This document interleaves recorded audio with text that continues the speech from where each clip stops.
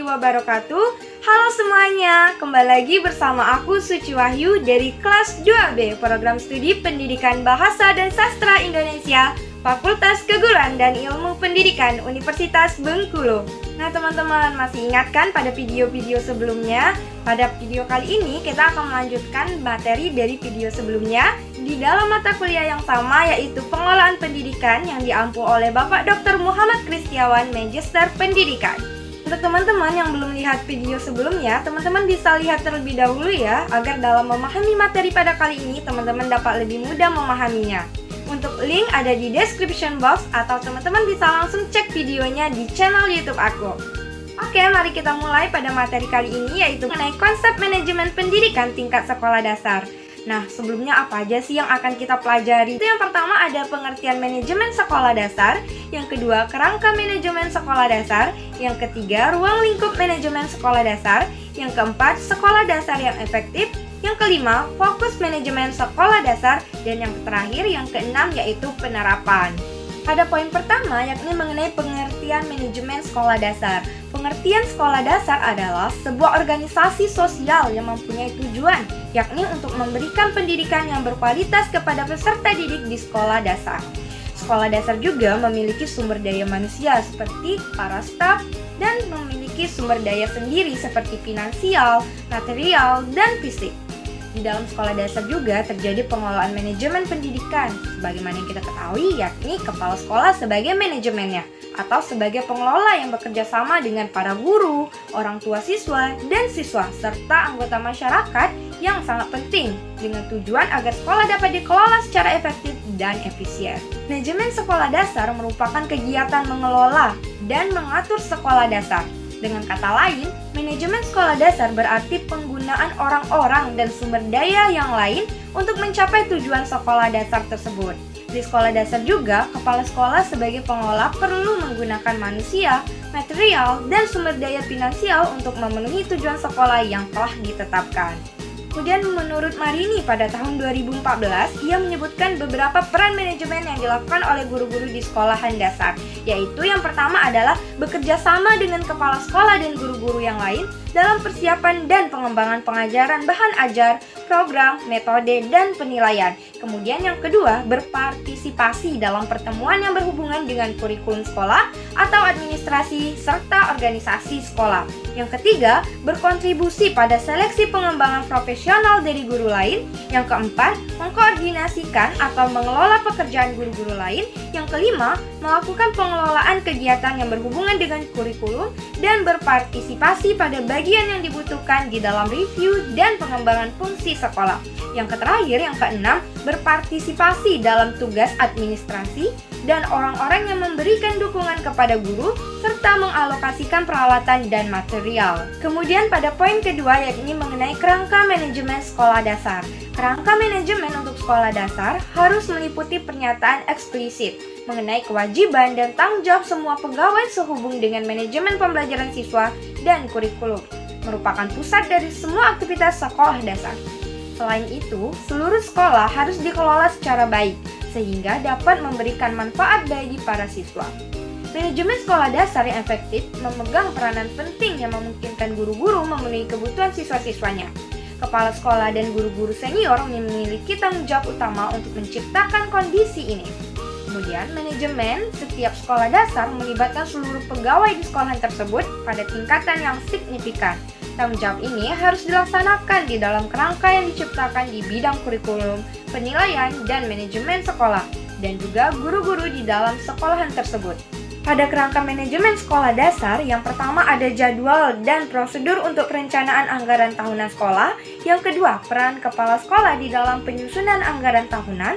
Yang ketiga, laporan yang diinginkan pemerintah dari kepala sekolah mengenai kinerja sekolah secara umum dan pengeluaran anggaran. Yang keempat, wewenang yang didelegasikan kepala sekolah. Yang kelima, pengaturan untuk melakukan otoritas pembayaran. Yang keenam, menyetujui prosedur untuk mengisi kekosongan pegawai. Yang keenam, pengaturan manajemen pada saat ketidakhadiran kepala sekolah. Oke, next selanjutnya pada poin ketiga yakni ruang lingkup manajemen sekolah dasar. Manajemen sekolah dasar meliputi beberapa kegiatan sebagai berikut. Yang pertama, perencanaan semua kegiatan dan program sekolah dasar yang pada awalnya yaitu seperti pengakuan, pekerjaan akademik, ujian, promosi siswa ke kelas yang lebih tinggi, pertemuan pegawai, asosiasi guru dan orang tua. Kemudian yang kedua ada distribusi kegiatan akademik dan kokurikuler di antara anggota pegawai sesuai dengan minat, kemampuan, dan pengalaman. Yang ketiga ada persiapan anggaran tahunan yang menunjukkan penerimaan dan pengeluaran. Yang keempat persiapan jadwal kegiatan. Yang kelima menyediakan pegawai. Yang keenam penyediaan peralatan dan furnitur termasuk pembelian, pemeliharaan, dan perbaikan.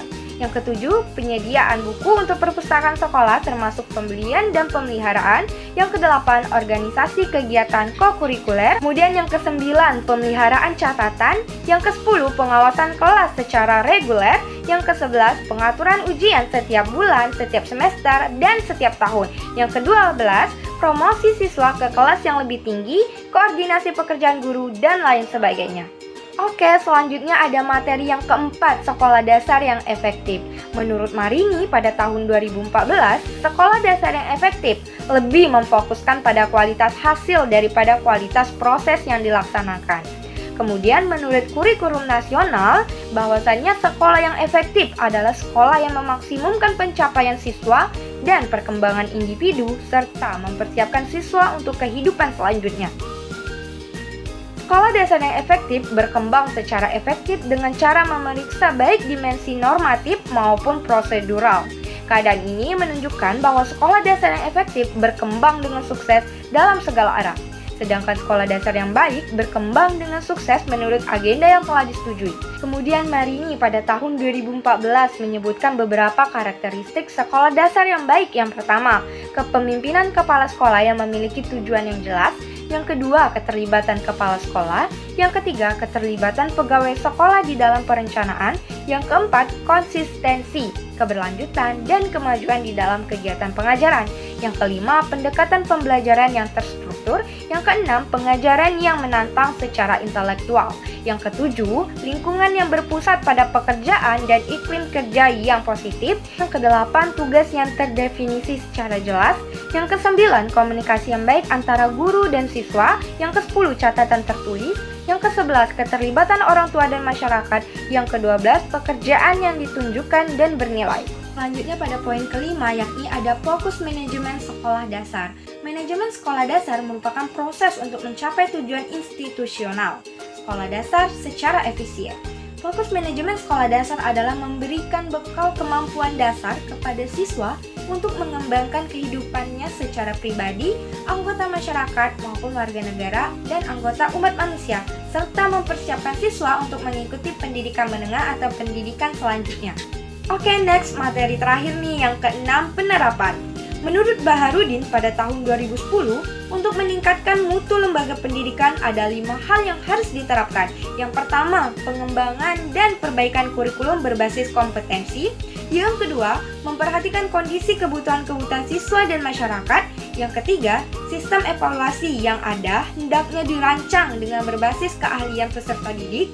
Yang keempat, perbaikan sarana dan prasarana pendidikan, pengembangan dan ketersediaan bahan ajar. Yang terakhir, yang kelima, menambah intensitas pelaksanaan pelatihan atau training bagi pendidik dan tenaga kependidikan.